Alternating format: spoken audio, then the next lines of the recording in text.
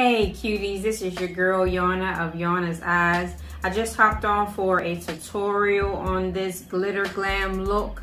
It is very close to the Valentine's Day holiday. If you haven't already picked out a Valentine's Day look, you might be interested in this look. Just wanted to share some of my makeup techniques, the types of brushes that I use to create this look, as well as the products that I use to complete this look. So if you are interested in seeing how I completed this glitter glam look, keep watching. They come for your dream, come for your work. They make you mean, they make you work. They take your work, they take your worth, your self-esteem. They make you hurt, they make you hurt. They make it seem like it ain't worth it, but it's always worth it. Okay, let's get into this wrist work. So we're gonna start out with the eyebrows with this NYX brow glue. I just got put onto it, but I absolutely love it. It comes with this little spoolie, which you need. You can use brow soap. This is for my curly brow women whose brows just wanna go whichever way they want and do whatever they wanna do. This brow glue, or you can use a brow soap or a brow gel, all of them will help to tame your eyebrows. You want to brush them in the shape that you desire. I am a pomade girl. This is Anastasia Dip Brow in the color chocolate. I take, right now, my brows are kind of like in between threading, which makes them a little bit thicker because my actual eyebrows are longer. So when I do the glue, it shapes them. So I try to curve them down a little bit, but this is just what we have to work with for the moment. The goal is to try to get them to be as identical twins as possible. After you apply your pomade, take another spoolie brush and just brush over them in the shape that you have already done with the pomade and the brow glue, and this gives it more of a natural look. I'm going into the red Sonia brush set by Yana's Eyes, and I'm taking a flat concealer brush and using the P. Louise, I'm going to help to define that shape. For this particular look, I do not want to put a lot, if any, if I can avoid any of this concealer on my actual eyelid. I want to use white on my eyelid. So I'm just around that brow bone area, trying to make sure that I get a good arch in both brows. Again, the challenge for most women, if not all, is to get your brows to look identical.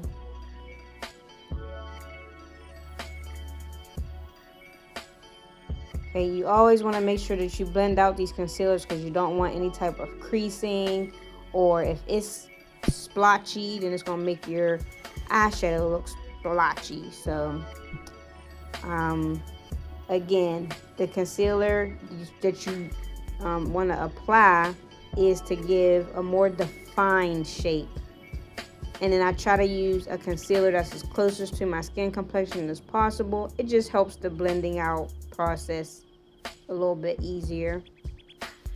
So then I put a little bit of like a lighter concealer in the front of my brows, just to give it like a faded kind of look and not make them look so harsh. And then I use the spoolie to blend that concealer out. And then I'm just taking this fluffy brush from the red Sonia set and smoothing all the colors out. Next, I'm going to take this detail brush and add some highlighter right into the arch of my eye. This is the first time I've started like this, but I think it's like beneficial. Then I'm going to go into the Morphe 39L Lights 39L palette, and I'm taking a nude shade as my transition, and I'm going right into, just like that transition area and making it all, nude. Then I'm taking the flat concealer brush, which is a smaller concealer brush, more defined, from out of the Sub-Zero brush set. And I'm creating a shape on my eyelid, which is like an egg shape. maybe the bottom of the egg shape on the top of your eye, if that makes sense. But I'm using a white concealer because I want this red shadow to be like a stop sign, like stop in the name of love, right? Because this is Valentine's Day. So I'm just creating a shape that is soft yet glamorous. You know, that I did the nude to try to keep me from going all the way from top to bottom. But I'm also using this white because I want this to be the brightest of the reds. In that same exact palette, which is the Morphe 39L palette, I'm just going to take a flat, fluffy brush to pack. And I can actually pack with this brush out of Red Sonja as well as blend. So I really love this brush set a lot. A lot of people get... not a lot, but some people would say they don't like white brushes because they're hard to clean. And I disagree whenever it comes to Red Sonja. Do I have some stains on some of my brushes? Absolutely. But I don't think you really can get away from it no matter what color the bristles are unless they're like black. But most of the brushes that I have used, they come out clean. So I wanted, well, let me not go from saying, with red eyeshadows, a lot of people will say the reds are not true. They come out looking like pinkish. So it is a challenge to find a good red palette. But as you can see, this red from out of the 39L palette is stop sign red. It is. So you just keep packing it on because you want it to be bold. On top of that, I'm taking my favorite shimmer red, which is out of the Better Together palette on the Kat Von D side, called Swoon. I'm taking that, and not only am I packing it on top of the red shadow to give it an additional red, but I'm also going to start blending out those edges. I want those edges to be soft, blended in, you know, not harsh to the shape. And then I'm going to use this Stina Face glitter that I bought from Amazon. I highly recommend that you buy these 2 at a time. I wish that they had a bigger container because I absolutely love this glitter adhesive. It's soft, but the glitter sticks to it magnetically, but you don't get that dry, stiff feeling that I have whenever I try to use like a lash glue, or you don't get that discoloration if you use a different medium. I've had that happen too, where it kind of, my eyeshadow was compromised by the adhesive that I was using. Now this glitter, which is Spicy Mommy from Yawner's Eyes, it gives it like a wet look, and I love that about this glitter. It is a chunky style glitter. If I would have thought to do it over, I probably would have went in with a red fine glitter. I just love fine glitter. Chunky glitter is cool, but I don't think I have enough lid space to really appreciate it as much as I appreciate fine glitter. Next is my foundation routine. I'm taking the Dr. Tuna Pure Rose face cream just to moisturize my face all over. I really love the smell of this face cream. I really love the consistency of it as well. It's light and just right. Next, I'm taking the super fluffy brush from out of Red Sonja, and I'm applying the air spun loose powder all over my face. And it's basically going to stick to my moisturizer. You don't want to let that dry completely. You want to definitely go in with your face powder immediately after you apply your moisturizer. Then I'm going to set those two together with a setting spray. And this part I do want to dry. I want to let that dry completely. Get them two stuck together. Now I'm going in with the e.l.f. Poreless Putty Primer.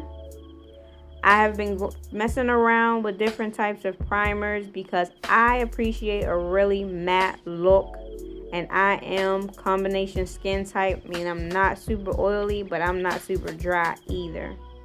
A new technique that I've learned is that you just want to rub that around, not in, just around. Now I'm going in with my favorite foundation, which is Cover FX. I recently was blessed to find this foundation for $11. I bought it in 3 different shades. This is the second shade. I'm changing colors here a little bit with the amount of sun exposure that I don't get. But this foundation is lightweight but full coverage. I'm using the Smooth Criminal foundation brush. It's just a killer combination if you ask me. Next, I'm going in with Warm Honey Concealer by CoverGirl. And this is just basically to lighten up, brighten up, highlight certain areas of my face. And I'm using the Gem Blender by the Godly brand, which most people have been using beauty blenders for this technique. Some people have even branched out and started using the brush. I love the Gem Blender because it's easier to clean with this concealer. There's no dry time on it at all, and it does not consume the makeup. It just simply blends it in. And then from the Poison Ivy set, I'm taking a pressed powder by Black Radiance. And this is to contour my face. Give it a little bit more definition, you know, all over my face. To carve out those highlight areas. So the highlight is highlighted and the contour is contoured. If that makes sense.